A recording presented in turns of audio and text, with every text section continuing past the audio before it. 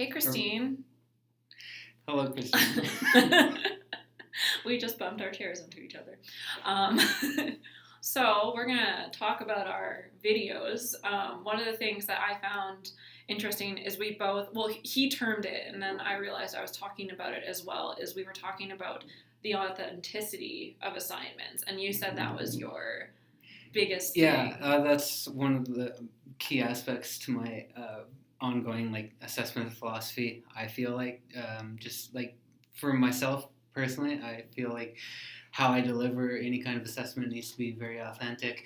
It needs to be relatable to the students, something that they can see themselves being able to do in the future, how it relates to their lives, and I have to be genuine about what they're being assessed on and how they're going to be assessed. Well, you also talked about creating the assessment criteria with them, like we did in class, so do you like having that success criteria, or how would you create that with students? I think that depends on the assignment a lot of the time, because different assignments might warrant different levels of detail that you want to get into, and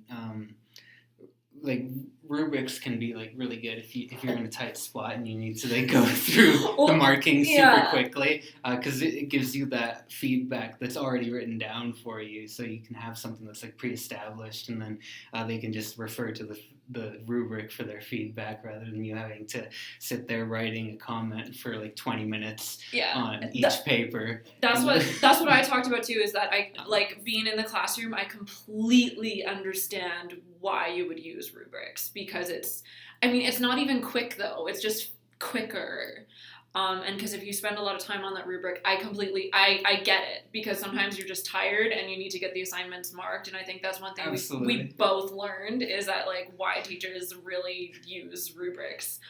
I can actually tie that to one of my experiences in the field this semester. So while I was in the field, I used a rubric for one of my assignments that I gave the students. I had them doing a role play activity, and there was a brief rubric talking about what I wanted out of the assignment from the students, and it elaborated on different points. But I found that portions of the rubric were worded in such a way that it was kind of vague, so looked like one portion kind of looked like it could tie directly into another portion of the rubric, so they almost seemed like they were so then it was hard to grade. Then it made it really difficult to grade, because I was this isn't what I actually meant, but I could see how they could see that that's how it was meant. Plan your rubrics. And the funny thing is about that, I even had my co-op pre-read it ahead of time, and he didn't catch it either. Oh my gosh. So we ended up just doing the assignment, and of course, because the students interpreted it in that one way, and I can't really refute it because it wasn't it wasn't clear. Yeah, it wasn't. Yeah, it wasn't, and you're well, you're right. It wasn't clear enough that it was a definite, no, it's supposed to be this. It wasn't that definite, so it was okay. So I ended up just giving a grade without the rubric. Oh. Well, no, I still used the rubric. Okay. But because of how it's worded, they all ended up with the same, probably higher or more averaged out grades than it should have been. But that's fine. All the products that they ended up producing out of it were really well done in the first place, so I didn't feel too bad about it.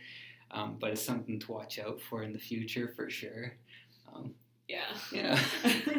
Well, what were you gonna say? Well, I wanted to ask about your perspective on the essay writing and stuff. Yeah. Because you were talking about how you see a lot of value in writing essays and stuff, and I feel there's a lot of value out of writing as well. So. Well, I think we get really